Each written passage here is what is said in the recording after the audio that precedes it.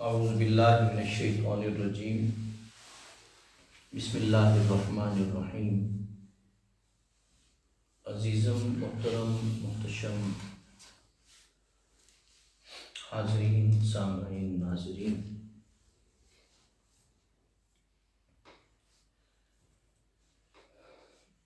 آپ دوستوں سے گزارش ہے دعا کی، دعائے مغفرت کی، کہ اللہ پاک کے فضل و کرم سے لائٹ کا تو ویسے مسئلہ بنا ہوا ہے اور مشکل حالات ہیں فلائٹس وغیرہ کے، تو لیکن یہ ہے کہ اللہ پاک نے کرم کیا ہے اور بیٹے کا جسد خاکی جو ہے وہ پاکستان میں پہنچ گیا۔ آج اس کی نماز جنازہ ہو گئی اور اللہ کی امانت جو ہے وہ اللہ کے سپرد ہو گئی۔ ویسے تو اگر دنیا کی نظر سے دیکھا جائے تو آج تہ خاک زمین کے نیچے پہلی رات ہے، لیکن میں سمجھتا ہوں کہ پہلی رات نہیں ہے، پہلا دن ہے زندگی کا۔ حضرت اقبال کہتے ہیں موت کو سمجھا ہے غافل اختتام زندگی، ہے یہ شام زندگی صبح دوام زندگی۔ تو اللہ پاک بیٹے کے درجات کو بلند فرمائے اور ان کی مغفرت فرمائے اور ان کے والدین کو بالخصوص صبر جمیل عطا فرمائے۔ تو صبر جمیل یہ لفظ ہے، لیکن فی الواقع والدین جو ہیں ان کو یہ لفظ بولنا بھی مشکل ہے، لیکن بہرحال انبیاء کی سنت ہے، اس کا طریقہ ہے، اس کے مطابق یہی لفظ ہے جسے قرآن مجید نے بیان کیا ہے۔ تو آج کے خلاصہ قرآن مجید کے حوالے سے ہمارا چوتھا پارہ ہے اور آیت نمبر 92 ہے، 92 ہے، جسے ہم بیان کریں گے۔ لیکن اس سے پہلے ہم اس آیت پاک سے بیان کرنے سے پہلے ایک اہم مسئلہ بیان کرنے کے بعد جو ہے پھر اس آیت پاک کی طرف میں آؤں گا۔ آپ نے دیکھا کہ ہمارے ہاں بسا اوقات جو مسائل بیان کیے جاتے ہیں ان مسائل میں اس طرح کی باتیں کی جاتی ہیں جو ہنسی کا سبب بنتی ہیں، مذاق کا سبب بنتی ہیں، اگرچہ وہ دین کا مذاق نہیں ہوتا بلکہ کسی ایک شخص کی سوچی ہوئی رائے کا مذاق ہوتا ہے، دین کا نہیں ہوتا۔ یعنی دین کا مذاق نہیں ہے، اس لیے کہ ایک شخص نے مثلاً میں اگر قرآن مجید پہ غور کرتا ہوں اور ایک رائے دیتا ہوں تو وہ قرآن تو نہیں ہے نا، وہ تو میری ذاتی رائے ہے جو میں سمجھا ہوں، اسے بیان کیا ہے۔ اور اگر کوئی اس پہ کرٹیسائز کرتا ہے، تنقید کرتا ہے، تو وہ قرآن و حدیث پہ نہیں کر رہا، وہ دراصل قرآن و حدیث سے سمجھی ہوئی بات جو میں نے سمجھی ہے آپ اس پہ تنقید کر رہے ہیں۔ اس میں ویسے مذاق تو نہیں ہونا چاہیے، تنقید ہونی چاہیے، کرٹیسائز ہونا چاہیے، تجزیہ ہونا چاہیے اور گہری نظر کے ساتھ کرٹیسائز ہونا چاہیے۔ مثال کے طور پہ یعنی ایک رائے، یعنی رائے جو ہے جسے مذاق کا نشانہ بنایا گیا وہ واش روم کے حوالے سے، استنجا کے حوالے سے ایک رائے ہے کہ بھی روزے کی حالت میں استنجا جو ہے اس کو احتیاط سے یا اس طریقے سے کرنا چاہیے۔ یہ ایک رائے ہے، قرآن فقہا کی رائے ہے، لیکن آج جن لوگوں نے بیان کیا انہوں نے دور کے تقاضوں کو نہیں سمجھا۔ دور کا تقاضا تو اور ہے کہ آپ کسی ڈاکٹر سے پوچھ لیں، اس مسئلے کو حل ہو جائے گا کہ استنجا کرتے ہوئے آپ کو کتنی احتیاط کرنی چاہیے۔ کسی احتیاط کی ضرورت نہیں، اس لیے کہ انسان کا جو اسٹومک ہے یا اس کا سسٹم ہے، اگر آپ اس کو پڑھیں تو وہاں پہ کسی احتیاط کی ضرورت نہیں ہے، لیکن چونکہ انہوں نے دور کی جو ریسرچ تھی اس کا مطالعہ نہیں کیا، دور جدید کی ریسرچ کا مطالعہ نہیں کیا، تو اس سے ایک مذاق بن گیا۔ اگلی جو بات میں عرض کرنے لگا ہوں وہ یہ ہے کہ ہم خود جو ہے اس حوالے سے پڑھا کرتے تھے کہ آنکھ میں ڈراپ ڈال لیا جائے لیکن کان میں نہ ڈالا جائے۔ دور جدید کی تحقیق نے اس بات کو ثابت کیا ہے کہ آنکھ میں نہ ڈالا جائے کیونکہ وہ ڈائریکٹ گلے سے ہوتا ہوا اسٹومک میں جاتا ہے، کان میں ڈال لیا جائے تو کوئی حرج نہیں، اس میں کوئی حرج نہیں۔ ہمارے نانا جی جو ہیں وہ ہمیشہ کان میں تیل ڈالا کرتے تھے، رمضان میں بھی۔ امی روکتی رہتی تھی، امی کہتی رہتی تھی کہ بھی یہ آپ کیا کر رہے ہیں، روزہ آپ کا ٹوٹ گیا، ختم ہو گیا۔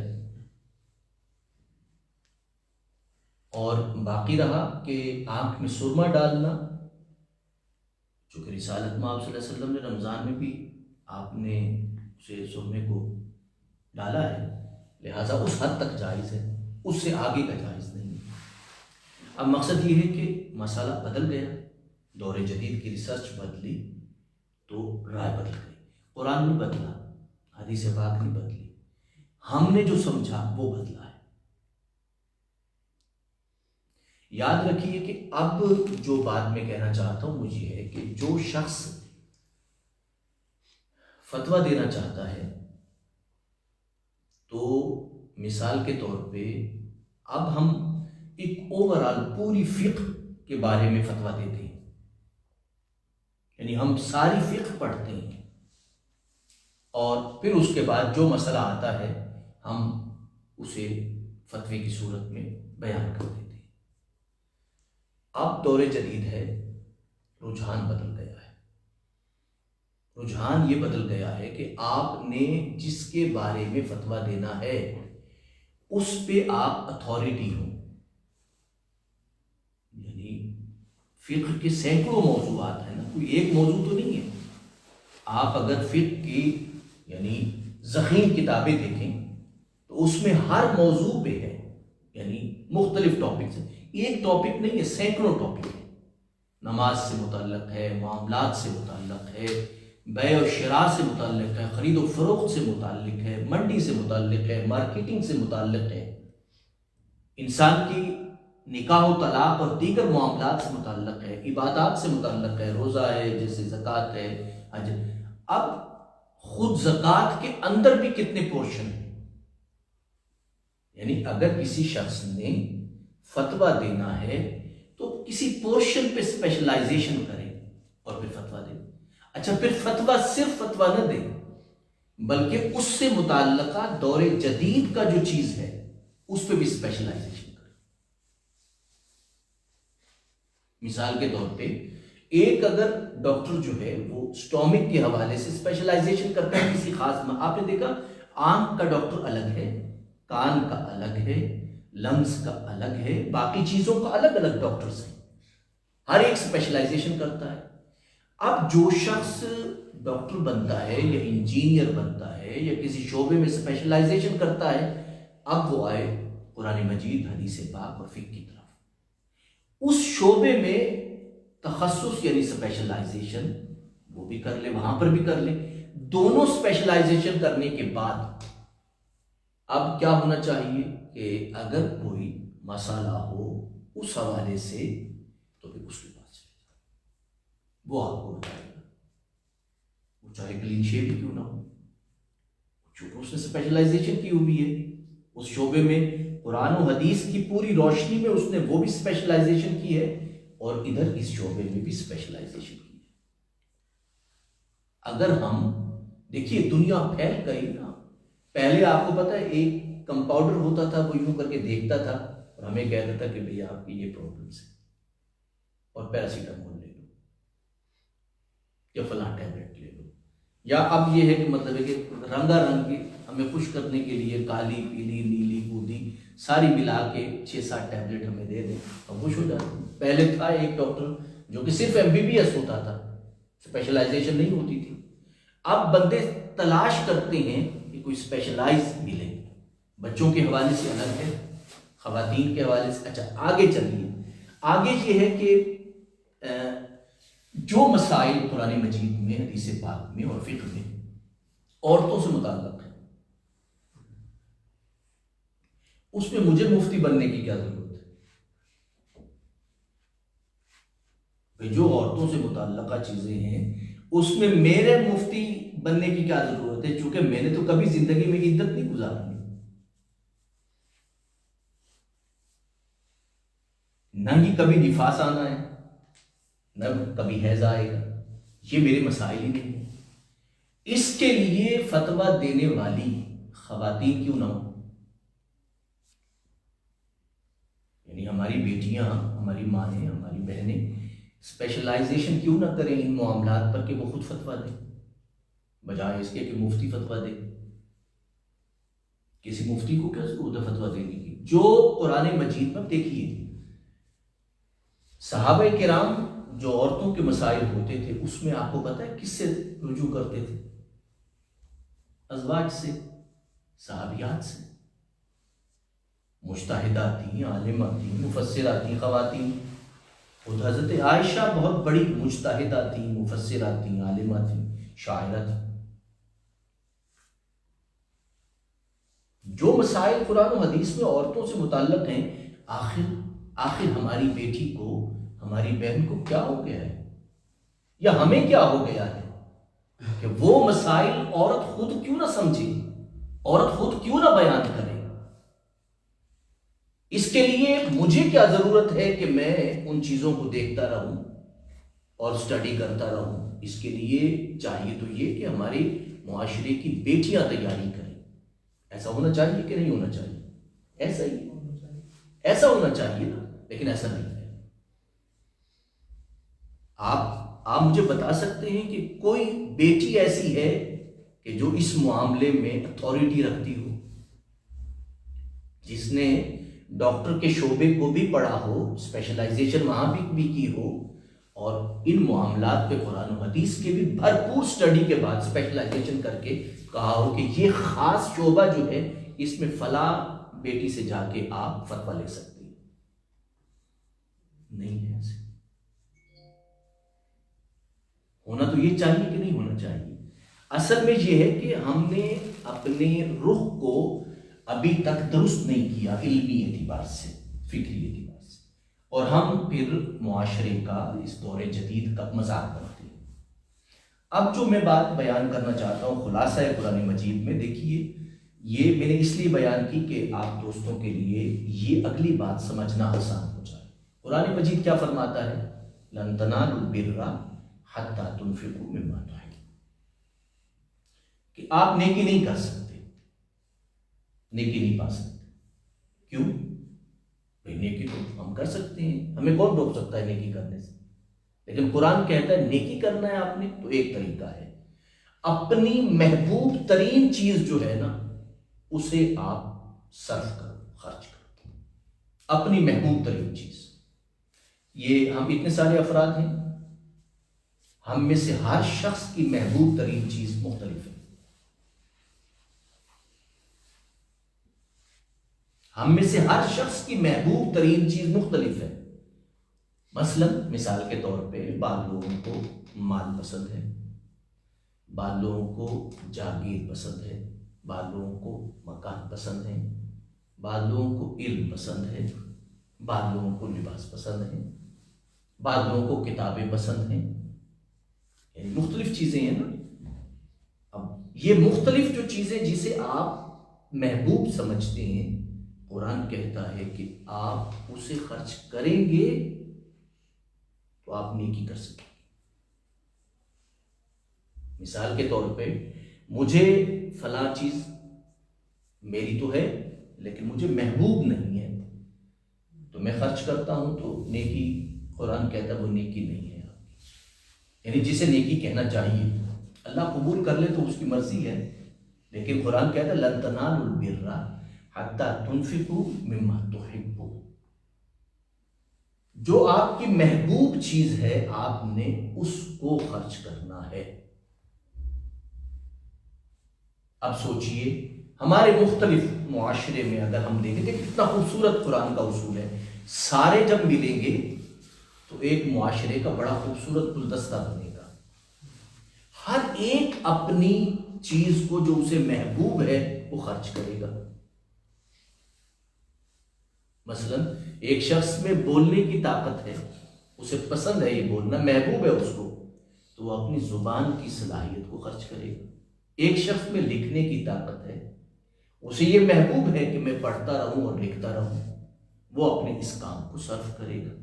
یعنی مختلف چیزیں ہم صرف کریں گے، نتیجہ کیا نکلے گا؟